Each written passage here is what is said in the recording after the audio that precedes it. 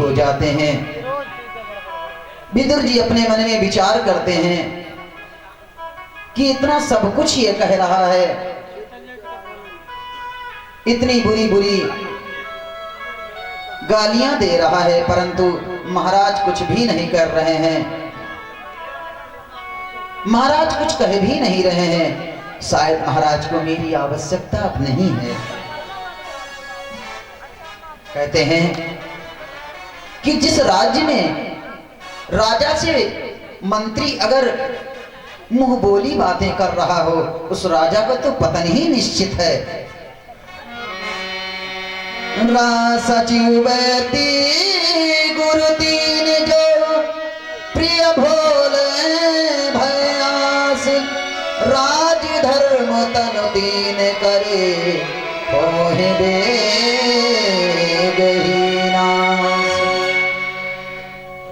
अरे ये सब कुछ कह रहे हैं, परंतु मैं अगर खड़ा हूं ऐसे, मैं अगर इनकी चाटुकारी करूंगा तो शायद राजा का पतन हो सकता है। विदुर जी वहां से चल पड़ते हैं।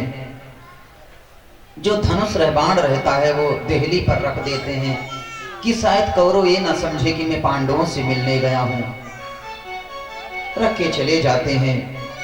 सुखदेव जी कहते हैं कि राजन देखो, विदुर जी नहीं जा रहे हैं।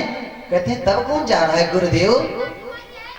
कहते हैं आज तो उनका पुण्य जा रहा है, धर्म जा रहा है। कहते हैं पुण्य जा रहा है, धर्म जा रहा है। हाँ, कहते हैं आज उनका सब कुछ जा रहा है। कहते हैं इस तरह, जिस तरह रावण के दरबार से विभीषण जी जब जाने लगे, जब रावण ने कहा तू चला जा यहां से विभीषण, तेरी अब इस राज्य में आवश्यकता नहीं है, तू मेरे शत्रु के ही शरण में चला जा। जब ऐसी बातें करते हैं तो विभीषण जी वहां से जब चलने लगते हैं तो यहां पर गोस्वामी जी कहते हैं कि विभीषण जी नहीं जा रहे हैं। श्रोताओं, विभीषण जी नहीं जा रहे हैं। अरे ये तो पुण्य जा रहा है, ये सारे लंका वासियों का पुण्य जा रहा है, तब आज इनका धर्म ही जा रहा है। अस कही चला विभीषण जब ही, आयुहीन भय सब तब ही। अस कही चला विभीषण जब ही, आयुहीन भय सब तब ही। अस कही चला विभीषण जब ही, अस कही चला विभीषण जब ही, आयुहीन भय सब तब ही। अस कही चला विभीषण जब ही, विभीषण जब ही, विभीषण जब ही। अरे आज तो धर्म से हीन हो गए, जाने लगते हैं। कहते हैं कि पांडवों का कल्याण कैसे हो गया, कौरवों का पतन कैसे हो गया? क्योंकि कौरवों के तरफ जो धर्म थे वो विदुर जी थे, और पांडवों के तरफ जो धर्म थे वो धर्मराज युधिष्ठिर थे। फर्क इतना था, युधिष्ठिर जैसा कहते थे वैसा पांडव पालन करते थे, परंतु यहाँ पर जैसा कौरव कहते हैं वैसा विदुर जी को करना पड़ रहा है, इसलिए इनका पतन हो गया। धर्मो रक्षति रक्षितः। अगर आप धर्म की रक्षा करेंगे तो धर्म आपकी रक्षा करेगा। जब आप धर्म की रक्षा नहीं करेंगे तो धर्म कैसे आपकी रक्षा कर सकता है? बड़ा सुंदर दिव्य उपदेश देते हैं। कहते हैं विदुर जी वहां से चले जाते हैं। कुछ समय बाद एक दिन विदुर जी से उद्धव जी जब मिलते हैं, विदुर जी उद्धव जी से मिलकर के बड़े प्रसन्न हो जाते हैं। कहते हैं उद्धव जी, कई वर्ष बीत गए, बहुत समय बीत गया, हमको कुछ खबर तक नहीं मिली, मैं ये जानना चाहता हूं उद्धव जी, महाभारत का क्या हुआ? उसकी युद्ध की तैयारी चल रही थी, क्या हुआ उस महाभारत का? हमारे प्रभु कैसे हैं? हमारे भगवान कैसे हैं? कहते हैं बताइए मेरे प्रभु कैसे हैं? विदुर जी की इतनी बात सुनकर के उद्धव जी रोने लगते हैं।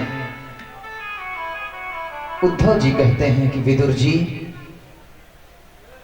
प्रभु नहीं है, अब प्रभु चले गए इस धराधाम को छोड़ करके। और महाभारत की तुम बात कर रहे हो, महाभारत कब का संपन्न हो गया।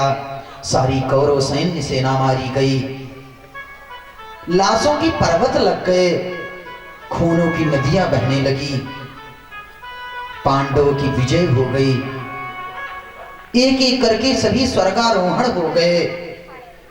अब कोई नहीं है, सारी द्वारिका समुद्र में विलुप्त हो गई, प्रभु अपने धाम को चले गए। इतने सुन करके विदुर जी भी रोने लगते हैं। विदुर जी कहते हैं कि मैं तो ये कहता हूं उद्धव जी कि धिक्कार है, अरे धिक्कार है उन ब्रजवासियों पर जो हमारे प्रभु उनके बीच में रहे, फिर भी वो पहचान नहीं सके। वो ब्रजवासी यही समझते थे कि ये ग्वाला है, ये चोर है, ये माखन चुराने वाला है, ये यशोदा का लाला है। हमारे प्रभु उनके बीच में रहे, फिर भी वो नहीं समझ पाए। इस तरह नहीं समझ पाए जैसे समुद्र में मछलियों के बीच में जब तक चंद्रमा था तब तक वो मछलियां चमकीली मछली समझती थी उस चंद्रमा को। जब समुद्र मंथन हुआ और वो चंद्रमा जब आकाश में चमकने लगा, तो आज भी पूर्णमासी की रात को मछलियां समुद्र से उछाल मारती हैं अपने चंद्र से मिलने के लिए। समुद्र भी हिलोरे मारता है कि जिनको मैं अपने पास में रखा, जो मेरे बीच में था, उसको मैं पहचान नहीं पाया कि इतना गुणवान है। अरे धिक्कार है उद्धव जी। उद्धव जी, मैं ये कह रहा हूं कि जब भगवान यहां से गए थे तब कुछ कह के नहीं गए। उद्धव जी कहने लगते हैं विदुर जी, प्रभु ने जाते जाते यही कहा कि सबको मैं सब कुछ देकर जा रहा हूं, परंतु मैं अपने विदुर को कुछ नहीं देकर जा रहा हूं। मैं अपने विदुर को कुछ नहीं दे पाया क्योंकि मैं उनका तो ऋणी हूं। मैं उनके ऋण से कभी ऋण नहीं हो सकता हूं। जब मैं विदुर जी के यहाँ गया था तो विदुरानी ने मुझे केला खिलाई थी, इतनी भावुक हो गई थी कि केले की जगह उस छिलका ही खिलाने लगी थी। विदुर जी कहते हैं कि मैं प्रभु को क्या दे सका, मैं तो कुछ नहीं दिया। अरे मुझ विदुर को जाते जाते वो परमात्मा मुझे याद किए जो मैं उन्हें सिर्फ साग खिलाया था। धन्य हो मेरे भगवान।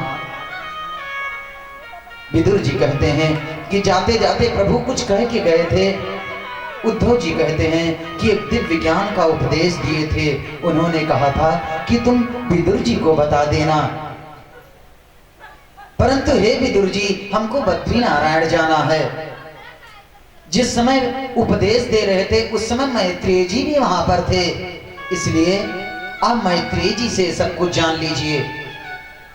विदुर जी चले जाते हैं। एक दिन हरिद्वार के किनारे मैत्रेय जी मिलते हैं।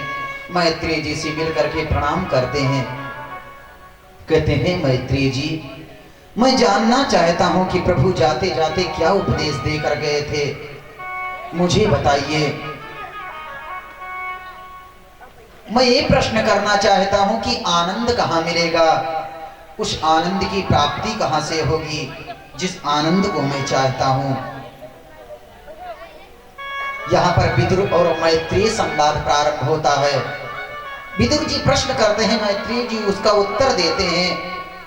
अनेक प्रश्न करते हैं, फिर कहते हैं सृष्टि के बारे में बताते हैं। कहते हैं विदुर जी, भगवान श्रीमन नारायण के नाभि कमल से ब्रह्मा जी हुए, और ब्रह्मा जी ने जब चारों तरफ देखा तो उनके 4 सिर हो गए। ब्रह्मा जी के भगवान शिव हुए, रुद्र हुए, और ब्रह्मा जी ने भगवान शिव को आज्ञा दिया, सर्वप्रथम सनक सनंदन सनत कुमार और सनातन हुए।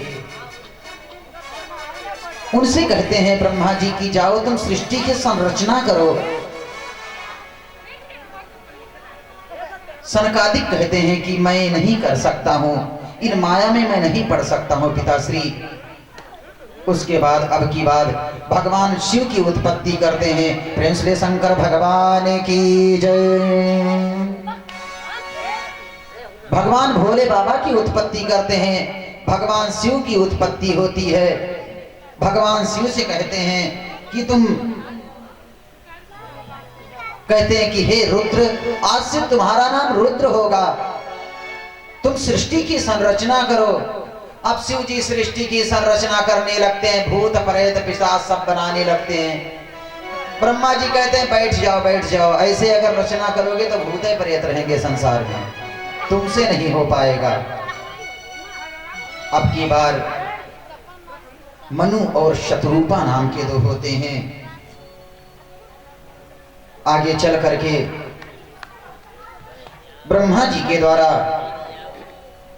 ब्रह्मा जी के दक्षिणांग से दाहिने आंग से मनु जी और बाएं आंग से शत्रुपा जी का होता है जन्म, मुख से सरस्वती जी का होता है, और उसी से फिर सारे ऋषि होते हैं। विस्तार से बड़ा वर्णन करते हैं, संपूर्ण वर्णन। मनु महाराज के 3 कन्याएं और 2 पुत्र होते हैं। पुत्र का नाम रहता है प्रियव्रत और उत्तानपाद, और जो कन्याएं रहती हैं उनका नाम आकुति, देवहूति और प्रसूति रहता है। एक बार मनु महाराज कहने लगते हैं कि ब्रह्मा जी, मैं सृष्टि की संरचना करना चाहता हूं, परंतु हिरणाक्ष ने तो पृथ्वी को चुरा कर लेकर चला गया है, कैसे करूं? विदुर जी प्रश्न करने लगते हैं मैत्रेय जी से कि हिरणाक्ष कौन है, हमको थोड़ी हिरणाक्ष के बारे में बताइए। तो कहते हैं ये हिरणाक्ष, कहते हैं कि एक बार कश्यप जी की पत्नी दिति नाम की जो पत्नी थी, संध्या काल था, सायंकाल में कश्यप जी बैठ करके तप कर रहे थे, सूर्य पूजन कर रहे थे। उसी समय दिति को रतियाचना काम सूझा और काम से ऐसे आतुर हो गई कि वो कहने लगी कि स्वामी मेरी मनोकामना को पूर्ण कीजिए। इधर कश्यप जी कहने लगे कि देवी, संध्या काल में ये काम वर्जित है, नहीं करना चाहिए। आप लोग जानते हैं संध्या काल में 4 कार्य नहीं करना चाहिए। कौन कौन? संध्या काले संप्राप्ते कर्म 4 वर्जये, आहारे मैथुने निद्रा स्वाध्याय च विशेषतः। 4 काम नहीं करना चाहिए। आहार खाना नहीं चाहिए गोधूली में, मैथुन नहीं करना चाहिए, सोना नहीं चाहिए और पढ़ना नहीं चाहिए। ये गोधूली बेला में नहीं करना चाहिए। संतों ने प्रश्न किया कि इस काम से अगर हम करें तो किस चीज का दोष होता है, क्या नष्ट होता है, उसके बारे में बता दीजिए। तो कहते हैं आहारे जायते व्याधि गर्भोष्ठे च मैथुने, निद्राया हरते लक्ष्मी स्वाध्याय मरणम ध्रुवम्। कहते हैं आहारे जायते व्याधि, अगर हम गोधूली में संध्या काल में गोधूलिया में अगर हम भोजन करेंगे तो हमारे शरीर में व्याधि सताएगी, बीमारियां आएंगी। और गर्भोष्ठे च मैथुने, संध्या काल में अगर हम मैथुन करेंगे तो उससे गर्भ से जो संतति की प्राप्ति होगी हिरणाक्ष जैसे राक्षस प्रवृत्ति का होगा। ना ही कुछ तो दरुए पिए वाला हो जी, हाँ शराब पीने वाला, चोरियां करने वाला हो जाएगा, दुराचारी हो जाएगा, गलत संगति वाला हो जाएगा, कई दुर्व्यवहार उसके अंदर आ जाएंगे। एक ही नहीं है। किसी ने प्रश्न किया कि भैया भगवान उस समय भी जिस मदिरा का मैं पान कर रहा हूं वो भी तो समुद्र से निकला है। मैं बोला हाँ भैया निकला है, वो भी 14 रत्नों में एक रत्न है, वो भी निकला हुआ है। आगे प्रश्न करते हैं, गर्भोष्ठी च मैथुने निद्राया हरते लक्ष्मी, अगर संध्या काल में अगर हम सोएंगे तो लक्ष्मी जी घर से हमारी चली जाएंगी, उस घर में दरिद्री आती है। और स्वाध्याय मरणम ध्रुवम, अगर हम पठन पाठन करेंगे तो हमारी अल्प आयु भी हो जाएगी और कुछ याद भी नहीं होगा, सब विस्मरण हो जाएगा, जो याद होगा वो भी चला जाएगा। कहते हैं देवी ये 4 कार्य नहीं करना चाहिए।